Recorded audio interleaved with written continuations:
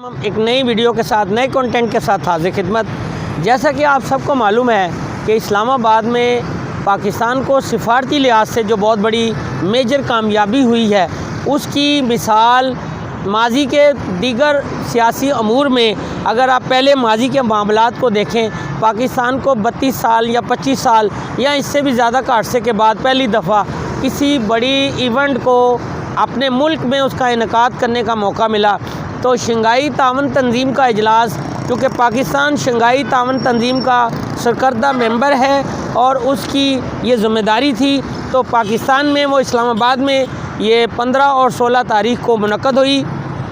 آج کا جو اجلاس ہے وہ اس لحاظ سے بھی انتہائی اہمیت کا حامل ہے کہ پاکستان نے گراں قدر کامیابیاں حاصل کی، اور اس میں رکن ممالک کے سربراہان کے علاوہ مندوبین اور ان کے جو وزیر خارجہ اور وفود نے بھرپور طریقے سے شرکت کی۔ نہ صرف پاکستان کی جو مہمان نوازی ہے، پاکستان کا جو امیج ہے وہ انٹرنیشنلی بہت بڑا اس کا جو ہے نا اس میں نمایاں طور پر پاکستان کو کامیابیاں ہوئی ہیں۔ تو سب سے بڑی بات یہ کہ چین کے وزیر اعظم کا دورہ اور چین کے ساتھ تنظیم کے اجلاس سے قبل جو ایک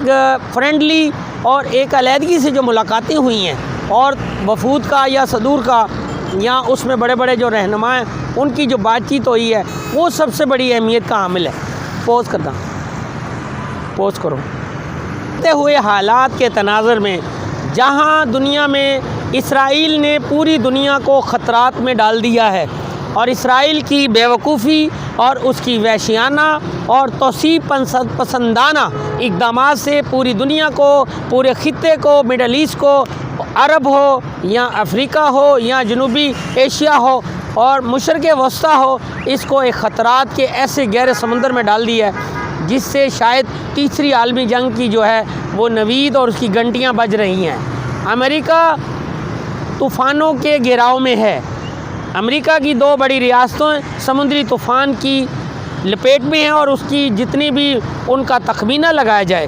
اگر 49 ارب ڈالر ریہیبلیٹیشن درکار ہوں گے غزہ کے دوبارہ سے اس کی تعمیر نو کے لیے، تو اسی طرح فلوریڈا اور دوسری جہاں یہ سیلاب آیا ہے، تو اگر آپ دیکھیں کہ سمندری طوفان نے 180 کلومیٹر فی گھنٹے کی رفتار سے جو تباہی مچائی ہے، اس رفتار سے ہواؤں کو، بارشوں کو پہلے کبھی نہیں کسی نے دیکھا تھا۔ تو مختلف مناظر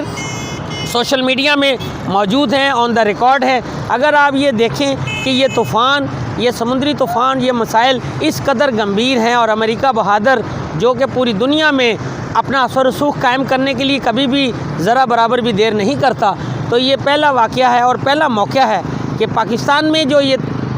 شنگھائی تعاون تنظیم کا اجلاس ہوا ہے انتہائی کامیاب ہوا ہے، اور اس کی کامیابی کا سہرا موجودہ گورنمنٹ پہ ہے۔ پرائم منسٹر شہباز شریف اور نون لیگ کی مسلسل اور دیگر جماعتوں کے ساتھ ان کا تعاون، اور یہ جو پاکستان کے ذمے میں یہ سب کچھ آیا ہے اور پاکستان کے کریڈٹ میں یہ کامیابیاں آئی ہیں، یہ بلا شبہ پاکستان کے لیے آئندہ کے لیے سفارتی سطح پر اور تجارتی، معیشت اور دیگر انٹرنیشنل جو امیج ہے اس میں ایک بہتری کا عنصر جو ہے وہ شامل ہوگا، اور پاکستان کے لیے آئندہ بہتری سرمایہ کاری اور دیگر موقعوں میں جو مواقع ہیں اور ترقی کے حوالے سے ہیں، تجارت کے حوالے سے، اور نئے نئے راستے اور نئے مواقع پیدا ہوں گی۔ میں کہہ رہا تھا کہ دنیا میں اسرائیل نے جس طرح خطرات سے دوچار کر دیا ہے، اور وہ اس کی توسیع پسندانہ، اس کا جو یہ دہشت گردانہ سوچ ہے، اور گریٹر اسرائیل کا جو بے نقاب ہوا ہے پلان، اس میں اگر اسرائیل یا دیگر ممالک گریٹ بریٹن یا گریٹ اسرائیل کی بات کرتے ہیں، تو پھر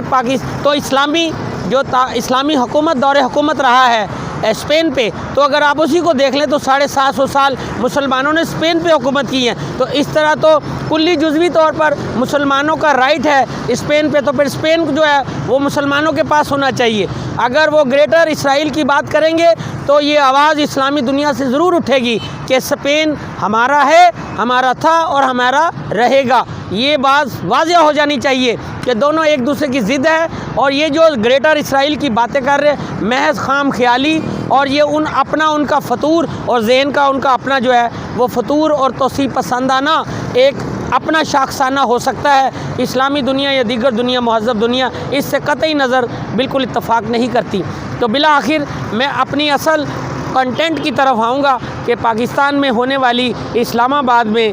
شنگھائی تعاون تنظیم بالآخر کامیابیوں کی وہ منازل چھو گئی اور اس سے بہت فوائد حاصل ہو گئے ہیں، جو کہ نہ صرف پاکستان کی سفارتی معیشت اور دیگر تجارتی حوالوں سے پاکستان کا امیج کو بلند کریں گے، نہ صرف آنے والے وقتوں میں اس کے ثمرات بہت جلد سب کو ملیں گے اور پاکستان پھر انشاءاللہ تعالی اس ترقی اور اس معیشت کی جو مستحکم ہے اور استقامت ہے اس کی طرف چل پڑے گا اور پاکستان میں لا اینڈ آرڈر اور دیگر مسائل جو اس سے بھی خاتمہ ہو سکے گا۔ اللہ آپ کا حامی و ناصر۔ ویڈیو کو لائک کریں، ویڈیو کو پسند کریں، سبسکرائب کریں چینل کو اور اپنے کامنٹس دیجیے۔ میں نئی ویڈیو کے ساتھ پھر حاضر ہوں گے، اور جو آپ کا خیال نہیں رکھتے اور آپ کو مایوسی کی باتیں بتاتے ہیں ان کا تو زیادہ خیال رکھیں۔ پاکستان زندہ باد۔